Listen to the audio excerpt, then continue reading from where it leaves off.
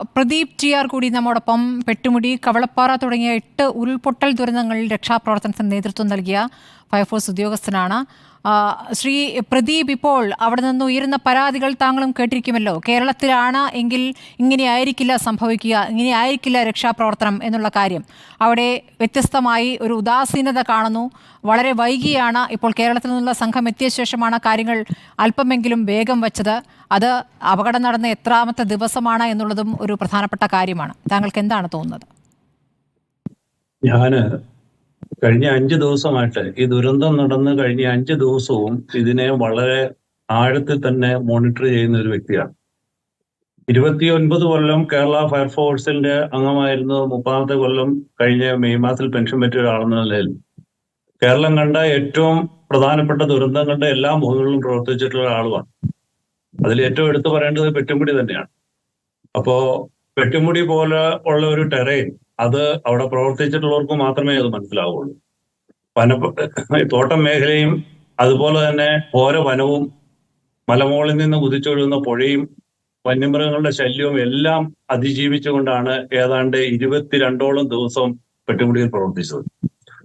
എനിക്ക് മുന്നേ സംസാരിച്ച എൻ്റെ സഹപ്രവർത്തകനായ ശ്രീ ജയദേവൻ പറഞ്ഞു, അദ്ദേഹം അന്ന് ഇടുക്കി ജില്ലാ സ്റ്റേഷൻ ഓഫീസറാണ്. അദ്ദേഹം പറഞ്ഞതിൽ അദ്ദേഹമൊക്കെ നമ്മുടെ കേരളത്തിലെ ലോ റേഞ്ചിൽ ആലപ്പുഴ പോലുള്ള പ്രദേശങ്ങളിൽ താമസിക്കുന്ന ആളാണ്. ഞാൻ ഇടുക്കി ജില്ലയിൽ ജനിച്ചു വളർന്ന ഒരു വ്യക്തി എന്നുള്ള നിലയിൽ പെട്ടുമുടി നമുക്ക് അതിസങ്കീർണമായ ഒരു രക്ഷാപ്രവർത്തനമായിരുന്നു. അത് വെച്ച് നോക്കുമ്പോൾ നമ്മളുടെ ഈ ഒരു രക്ഷാപ്രവർത്തനത്തിന്റെ പാളിച്ച ആരംഭത്തിലെ തന്നെ ഉണ്ടായി എന്ന് വേണം പറയാൻ. കാരണം ഒരു ദുരന്തം സംഭവിച്ചു കഴിഞ്ഞാൽ അവിടേക്ക് ആദ്യം എത്തുന്ന രക്ഷാപ്രവർത്തക സംഘം അല്ലെങ്കിൽ രക്ഷാപ്രവർത്തകൻ അവിടെ സംഭവിച്ചിരിക്കുന്ന കാര്യങ്ങളെക്കുറിച്ച് വളരെ വ്യക്തമായ ഒരു ധാരണ ഉണ്ടാക്കിയെടുക്കുകയും അത് ജില്ലാ ഭരണകൂടവും സംസ്ഥാന ഭരണകൂടവും അത് വിശകലനം ചെയ്യുകയും മോണിറ്റർ ചെയ്തുകൊണ്ട് വളരെ കാര്യക്ഷമമായ ഒരു തെരച്ചിലിന് ഒരു സംവിധാനം അവിടെ ഒരുക്കുകയാണ് ആദ്യം വേണ്ടത്. ഇപ്പൊ കർണാടകയിൽ സംഭവിച്ചിരിക്കുന്ന ദുരന്തത്തിൽ അങ്ങനെയൊന്നും ഉണ്ടായിട്ടേ ഇല്ല. കാരണം എന്താണെന്ന് വെച്ച് കഴിഞ്ഞാൽ ഈ 5 ദിവസമായിട്ടും ദിക്ക് തെറ്റി നടക്കുന്ന ഒരു പ്രവർത്തനം മാത്രമായിട്ടൊന്നും എനിക്ക് അതിനെ വീക്ഷിക്കാൻ കഴിയുകയുള്ളൂ. കാരണം എത്ര ആളുകൾ അവിടെ കുടുങ്ങിയിട്ടുണ്ട്, എത്ര ആളുകൾ മരണപ്പെട്ടിട്ടുണ്ട്, എത്ര വാഹനങ്ങൾ അകപ്പെട്ടിട്ടുണ്ടെന്ന പോലുള്ള ഒരു കൃത്യമായ വിവരണം പോലും അവർക്ക് നൽകാൻ കഴിയുന്നില്ല.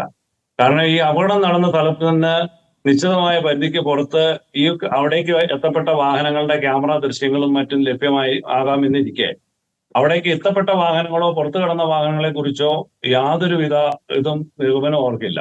വളരെ വൈകിയാണ് അവിടെ ടീ സ്റ്റാൾ നടത്തുന്ന കുടുംബമൊക്കെ ഇതിൽ പെട്ടു എന്നുള്ള വിവരങ്ങളൊക്കെ വരുന്നത് വളരെ വൈകിയാണ്. എന്തു തന്നെയാണേലും നമ്മുടെ ഈ ഭാരത് ബെൻസ് പോലുള്ള അത്ര ഹെവി ഒരു വാഹനത്തില് ഞാൻ മനസ്സിലാക്കുന്നത് ഏതാണ്ട് 40 ടണ്ണോളം ഭാരവും വെച്ച് പാർക്ക് ചെയ്തിരുന്ന ഒരു വാഹനം എന്ന് വേണം നമ്മൾ കേൾക്കാൻ. പാർക്ക് ചെയ്തിരുന്ന ഒരു വാഹനം സാധാരണയുള്ള ലാൻഡ് സ്ലൈഡിൽ റോഡിൽ നിന്ന് തെന്നി മാറി പുഴയിലേക്കൊക്കെ പോകാനുള്ള സാധ്യത കുറവാണ്. പോകില്ല എന്നല്ല, പോകാനുള്ള സാധ്യത കുറവാണ്. അപ്പം അത്ര വലിയൊരു വാഹനം കാര്യക്ഷമമായ ഒരു രക്ഷാപ്രവർത്തനം ഉണ്ടെങ്കിൽ കണ്ടെത്താൻ കഴിയുമെന്ന് ഉറച്ചു വിശ്വസിക്കുന്ന ആളാണ് ഞാൻ. കാരണം 70 പേര് മരിച്ച പെട്ടിമുടിയില് 66 പേരുടെയും മൃതശരീരങ്ങൾ 19 ദിവസം കൊണ്ട് വീണ്ടെടുത്തത് ഇതിനേക്കാളൊക്കെ വളരെ മോശമായിട്ടുള്ള ടെറൈൻ എന്നാണ്. പക്ഷേ ശ്രീ പ്രദീപ്, വന്ന് വീഴുന്ന മണ്ണിന്റെ അളവ് ഒരു പ്രധാനപ്പെട്ട ഘടകമല്ലേ? 60,000 ടൺ മണ്ണാണെന്ന് പറയുന്നു. ശരിയാണ് മാഡം. വന്ന് വീഴുന്ന മണ്ണിന്റെ അളവ് ഒരു വലിയ ഘടകമാണെങ്കിൽ നമ്മൾ ഓരോ ദുരന്ത മേഖലയിലും അവലംബിക്കേണ്ട രക്ഷാപ്രവർത്തന മാതൃകകളുണ്ട്.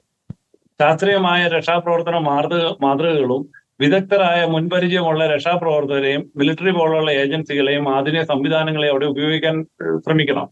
അപ്പൊ അതിന് എഞ്ചിനീയറിംഗ് വൈദഗ്ധ്യം ഉള്ളവരും ഇത്തരം മേഖലകളിൽ പ്രവർത്തിച്ച് മുൻപരിചയം എന്നുള്ളത് ഫീൽഡിൽ പ്രവർത്തിച്ച് പരിചയം എന്നുള്ളത് ഒരു ചെറിയ കാര്യമല്ല. നമ്മളവിടെ റഡാർ ഉപയോഗിക്കുന്നുണ്ട്, ശാസ്ത്രീയ സംവിധാനങ്ങൾ ഉപയോഗിക്കുന്നുണ്ട്, പല കാര്യങ്ങളും ചെയ്യുന്നുണ്ടെങ്കിൽ പോലും ഇത്തരം ദുരന്ത മേഖലകളിൽ പ്രവർത്തിച്ച ആളുകളുടെ ഒരു അഭാവം അവിടെ നേരിട്ട് എനിക്ക് കാണാൻ സാധിക്കുന്നുണ്ട്. കേരളത്തില് നമ്മളിപ്പോ കണ്ടതാണ്, കേരളത്തിലെ റെസ്ക്യൂ മേഖലയിൽ കേരള ഫയർ ആൻഡ് റെസ്ക്യൂ സർവീസും അല്ലെങ്കിൽ NDRF-ഉം പോലീസും എല്ലാം നമ്മൾ ഈ കഴിഞ്ഞ ഒരാഴ്ച കൊണ്ട് തന്നെ കേരളത്തിലെ രക്ഷാപ്രവർത്തനത്തിന്റെ ഏകോപന മാതൃക നമ്മൾ ലോകത്തിന് കാണിച്ചു കൊടുത്തതാണ്.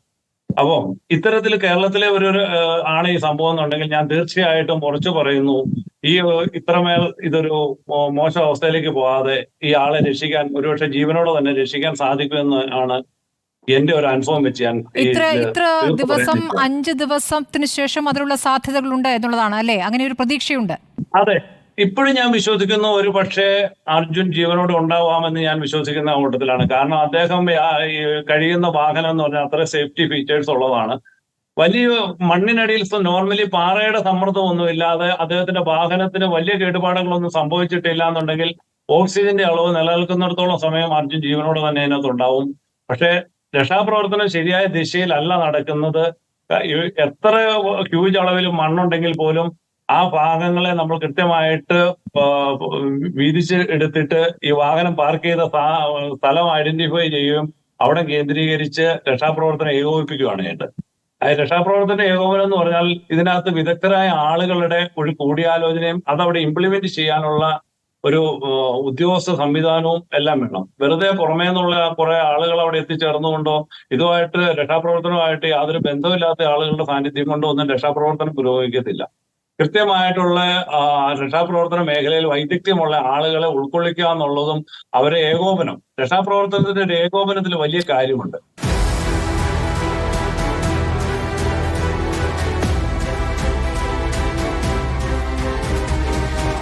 ഡിബേറ്റ് വിത്ത് സ്മൃതി പരുത്തിക്കാട്.